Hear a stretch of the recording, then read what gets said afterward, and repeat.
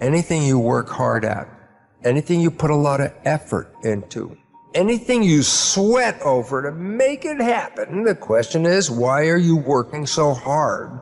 The answer is, your programs and your subconscious don't support that. And what we have to do in order to get to that place where we can take the keys and unlock the self-imposed prisons, or the prisons that we have given ourselves on the basis of what we have come to believe is our limitations, what we can and can't do.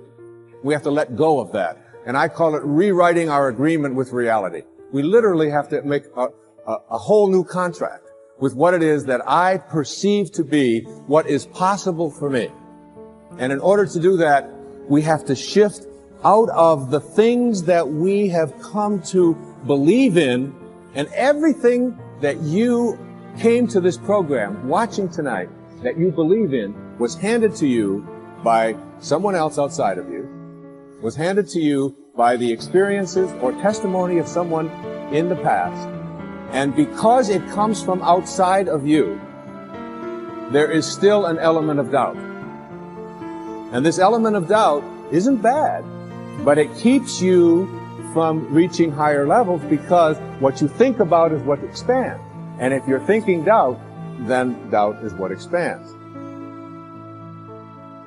When you visualize a goal that you want to achieve, it's not in the future. This is to do with manifesting. When you want to manifest something, it doesn't work very well when you think, I will be famous, I need to be famous, I want to be famous. Not good for manifestation.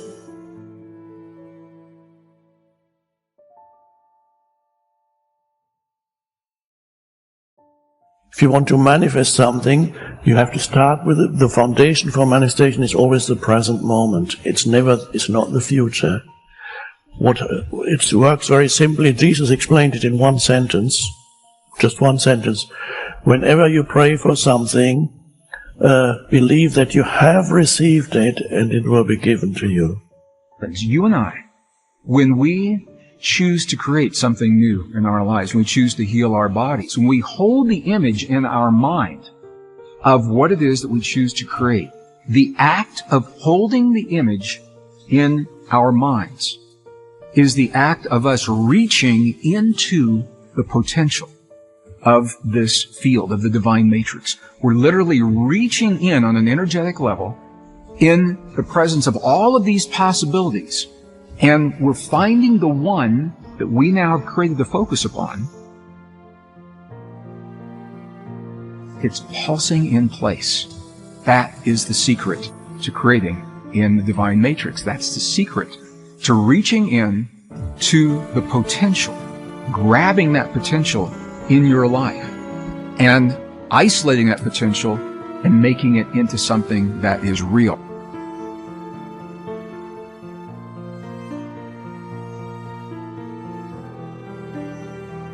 Another new way of being for me is to think of yourself in terms of personal authority rather than being an authoritarian. Personal authority. A person who has authority never needs to dominate anyone else, ever. Dominating doesn't become necessary. In business, you can have authority. The people who have the most authority are the ones who listen the most, and the ones who are the most conscientious about what do other people have to say.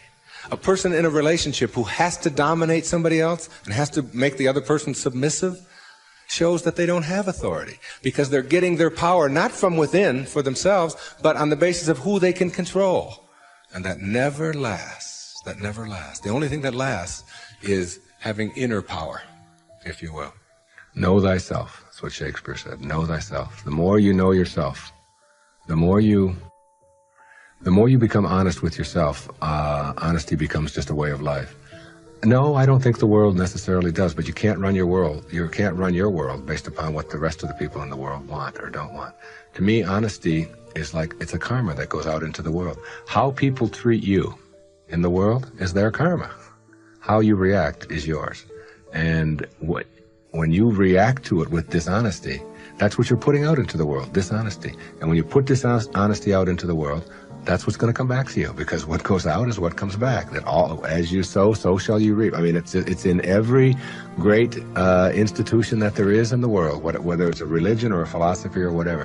What you put out is what comes back. Whatever you plant is what you're going to get back. And the more that you put out honesty, just because it's what you are, because you are being honesty, you're not trying to be honest, you're just being honesty, then that's what will come back to you on a regular basis. And when it doesn't, you'll just see that as another test for you to pass.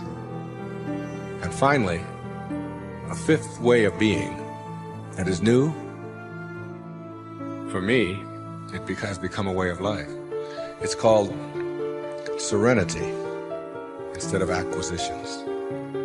The more you try to acquire, the more you try to get, the more you try to collect in your life and evaluate yourself on the basis of that, the less serenity you're going to have.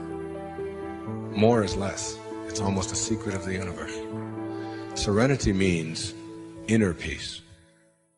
It means that you can find joy in every moment that you have in your life instead of always looking for it. It means that while you are driving along the countryside, and seeing, instead of saying, oh, I'm on my way to this point, that you can open your eyes and see it with new eyes. See the rolling mountains, see the grass, see the deer, see the sky. You can just stop wherever you are in this second, wherever you are, and just look around you, and you can begin to appreciate just your surroundings and your environment. Then you can begin to appreciate the people that are in your life, and even the ones that are negative and you're having the most difficulty with. You can practice a new way of being with them, which is sending them love, sending them flowers, send them books, send them a tape, send them something, and just see what kind of reaction that you get. Super emotional health is just an attitude. An attitude is everything. You have a choice. You can choose to stay stuck and bitter, or you can do yourself a favor by willingly forgiving the past and let it go, and then move on to create a joyous, fulfilling life. You have the freedom to make your life anything you want it to be, because you have freedom of choice. Let's talk about prosperity or wealth, however you want to look at it. You can never create prosperity by talking or thinking about your lack of money. This is wasted thinking and cannot bring you abundance. Dwelling on lack only creates more lack. Poverty thinking brings more poverty, and gratitude thinking brings abundance. There are a few affirmations and attitudes that are guaranteed to keep prosperity beyond reach. Resenting other people for the amount of money they may have just puts up a wall between you and your own flow. Open your consciousness to new ideas about money, and it will be yours. There is never enough money. Now that is a terrible affirmation to use. Also the one, money goes out faster than it comes in. This is poverty thinking of the worst kind. The universe can only respond to what you believe about yourself and about life. Examine whatever negative thoughts you have about money, and then decide to release them and let them go. They have not served you well in the past and will not serve you well in the future.